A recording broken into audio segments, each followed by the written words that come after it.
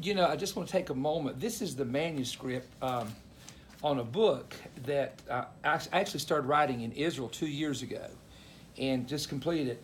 Feeding Demons, a detailed expose on how believers open and can close doors on demonic spirit. I was looking at this, battling the spirits of depression and oppression. That's one chapter in this book.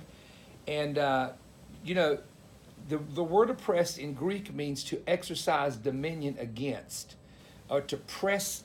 It's to press in. It's like putting pressure on something. There are numerous causes for oppression and depression, which include but are not limited to a mental reaction caused by negative news or information. You get bad news and sometimes it can depress you. Number 2 is the result of a chemical imbalance in the brain. Some people are not controlled by spirits. They have a legitimate chemical imbalance that just causes them personality difficulty. Number 3, the embedded DNA in a family with the history of such struggles. You see people that their family for generations, it's alcohol, it's drugs, it's whatever the case may be. That's another example.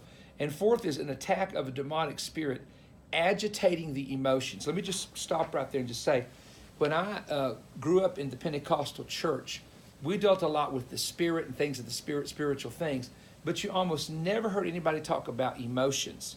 And all of us are emotional beings. We have feelings, we get hurt, we get excited, we have anger, we have fear. All of those are emotions. And a lot of times in the realm of the Holy Spirit, he moves on the emotions of a person when he convicts them. Like, in other words, if you're not saved and you hear preached, a story told, for example, you begin to cry, well, that's an emotional response. You begin to get heavy and burdened, that's an emotional response. Or you begin to get convicted, that's an emotional response. So we should never look at our emotions as something negative, something bad, or something wicked, or something evil. What we have to do is just know how maybe the enemy will play on our emotions, or know how the Spirit of God deals with us through our emotions. Because if you ever become a person that has no emotion whatsoever, you become like a zombie. And you're not affectionate, you're not caring, you're not kind. So this book, I think, is going to help a lot of people. It'll be out in probably 2 months.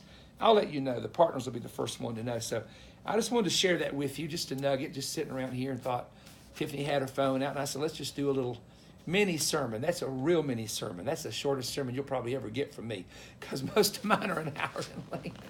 Thank you for joining me. And again, thank you for partnering with us. It means a lot. And we certainly do appreciate it.